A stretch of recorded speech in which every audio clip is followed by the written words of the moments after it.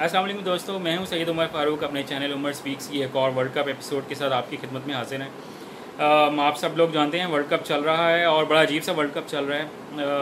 इतने world cup matches का damage हो जाना, एबंडेंट हो जाना, ये शायद वर्ल्ड कप की हिस्ट्री में शायद पहली दफ़ा हो रहा होगा। अभी हम not even the half way stage of the world cup, but already 3 to 4 matches जो हैं वो एबंडन हो चुके हैं। पॉइंट्स जो हैं वो स्प्लिट हो चुके हैं। आई डोंट नो कि इसका इम्पैक्ट क्या होगा right at the end of the tournament, but before the semifinals. But this is very disappointing for the countries who are playing this World Cup, and उन लोगों के लिए भी डिसअपॉइंटिंग है जो लोग वर्ल्ड कप देखने के लिए ग्राउंड में जाने की कोशिश करते हैं, टिकट्स परचेज़ करते हैं, बट मैच नहीं हो पाता है। ब्रॉडकास्टर्स के लिए भी बहुत ज़्यादा डिसअपॉइंटिंग है, क्योंकि उन्होंने बिलियंस ऑफ डॉलर्स इन्वेस्ट किए हुए हैं और कमर्शियल्स प्ले होते हैं। अगर मैच ही नहीं होगा तो क्या कमर्शियल्स प्ले होंगे। मेरे जैसे फैंस के लिए भी बहुत ज़्यादा डिसअपॉइंटिंग है, जो पूरा दिन इंतज़ार करते हैं कि आज मैच होना है, बट मैच नहीं हो पाता तो पूरा दिन मैं कैसे गुजारता हूँ ये मैं जानता हूँ। ठीक है, अगर हम बात करें आज के मैच की, तो आज एक बहुत इंपॉर्टेंट मैच है जी, पाकिस्तान वर्सेस ऑस्ट्रेलिया। पाकिस्तान की हिस्ट्री जो है वो ऑस्ट्रेलिया के अगेंस्ट इतनी अच्छी नहीं है, बट हम वर्ल्ड कप में ऑस्ट्रेलिया को अक्सर हरा देते हैं। ये एक बड़ी ज़बरदस्त इंपॉर्टेंट बात है कि जिसमें अगर हम देखें तो 1992 के वर्ल्ड कप में जब Australia as a world champion world cup खेल रहा था, उस वक्त भी पाकिस्तान ने बीट किया अंडर इमरान खान। 1999 में पाकिस्तान हॉट फेवरेट था फॉर द वर्ल्ड कप, तो ग्रुप स्टेजेस में पाकिस्तान ने ऑस्ट्रेलिया को बीट किया under the captaincy of Wasim अकरम।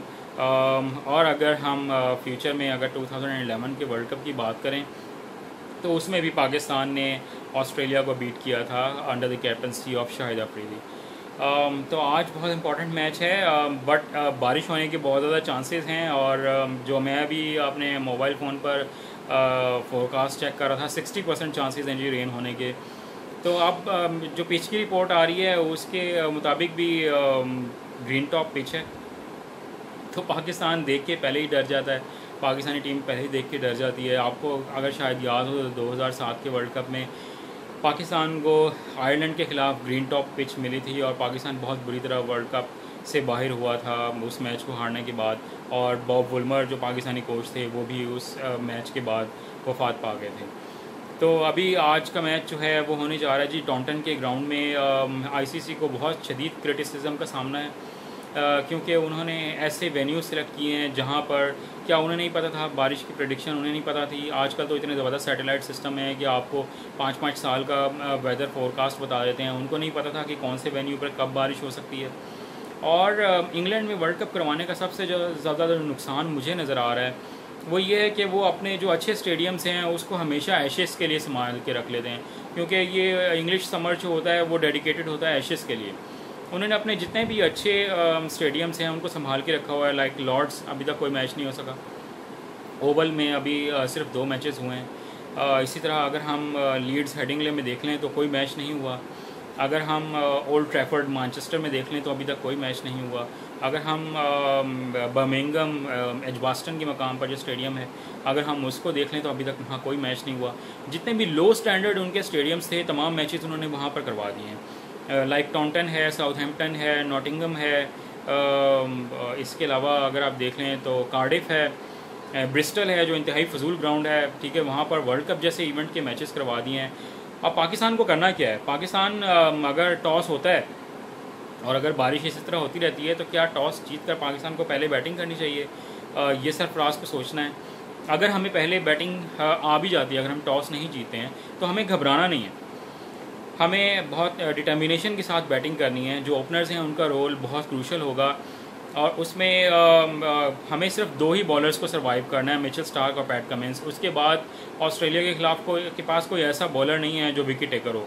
ठीक है, मार्कस स्टोइनिस जो हैं वो मुझे वैसे ही एक ऑर्डिनरी से प्लेयर लगते थे, अब उनको एक बहाना बनाकर साइड स्ट्रेन की इंजरी का बहाना बनाकर उनको वर्ल्ड कप से बाहर किया जा रहा है, और मिचेल मार्श को वो लेके आना चाह रहे हैं इस वर्ल्ड कप में। तो अगर उसके अलावा देखें तो कोई और बॉलर जो है वो नज़र नहीं आ रहा। अगर हम इनको सर्वाइव कर लेते हैं तो हम एक अच्छा टोटल पोस्ट कर सकते हैं। अगर हम टॉस जीत लेते हैं तो क्योंकि बारिश की फोरकास्ट है, रेन फोरकास्ट है, तो फिर डीएलएस और डकवर्थ एंड लुइस सिस्टम को हमें देखना पड़ेगा, क्योंकि वो हर ओवर के बाद, हर विकेट के साथ वो चेंज होता है।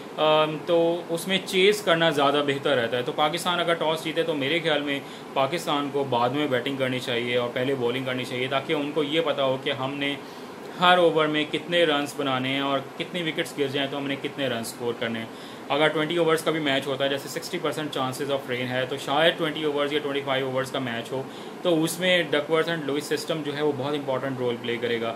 तो पाकिस्तान को ये चीज़ अपने माइंड में ज़रूर रखनी चाहिए। और फास्ट बॉलिंग में शायद हमें शाहिन शाह अफरीदी को ज़रूर इंक्लूड करना चाहिए, क्योंकि उनकी हाइट है 6.7 इंच उनकी हाइट है, तो वो एक बाउंसी ट्रैक पर बहुत इंपॉर्टेंट रोल प्ले कर सकते हैं, क्योंकि हसन अली इतनी अच्छी फॉर्म में नज़र नहीं आ रहे हैं और मे बी हम 3 स्पिनर्स शायद इस पिच पर यूज़ ना भी करना चाहें। तो ये भी एक एस्पेक्ट है जो हम लोगों को देखना है कि हमने आज के मैच में क्या प्लेइंग 11 खिलानी है। अगर हम लास्ट में वर्ल्ड कप न्यूज़ की बात कर लें तो जनाब सबसे बड़ी कंट्रोवर्सी जो है वो अफ़गानिस्तान टीम की तरफ से नज़र आ रही है। मोहम्मद शहजाद, उनके wicket keeping allrounder opening batsman, ठीक है, उनको एकदम से उन्होंने वर्ल्ड कप से बाहर कर दिया उनकी टीम ने, और बड़ी ज़्यादती की है। शायद इसलिए भी किया क्योंकि उनका कुछ ना कुछ ताल्लुक़ पाकिस्तान के साथ भी बनता है। 2015 के वर्ल्ड कप में भी इसी तरह उनको लास्ट मोमेंट में बाहर किया था और आज भी इस वर्ल्ड कप में भी उनको इसी तरह से बाहर कर दिया है। बहुत हार्ट ब्रेकिंग है जनाब मोहम्मद शहजाद के लिए। इसके अलावा अगर हम इंडियन टीम की तरफ से बात कर लें तो उनके लिए भी एक बहुत ही डैमेजिंग न्यूज़ है शिखर धवन के रिलेटेड। उनको पैट कमिंस का बाउंसर लगा था उनके थंब पर और उस वक्त तो उन्होंने बैटिंग कर ली, उन्होंने सेंचुरी भी स्कोर की, मैन ऑफ द मैच भी लिया। बट अब ये चीज़ सामने आई है स्कैन में कि उनकी जो थंब है वो फ्रैक्चर हो गई है, जिसकी वजह से 3 वीक्स उनको शायद रेस्ट करना पड़ेगा। मे बी उनको एक सर्जरी भी करवाना पड़ जाए। ऑलमोस्ट वो इस वर्ल्ड कप से बाहर हो गए हैं। तो अब ये देखना है कि ओपनिंग स्लॉट पर कौन आता है। शायद केएल राहुल ओपनिंग स्लॉट पर आएँ, क्योंकि वो आईपीएल में भी ओपनिंग करते रहते हैं और वैसे भी 1-2 दफ़ा उनको ट्राई किया जा चुका है एज ए ओपनर।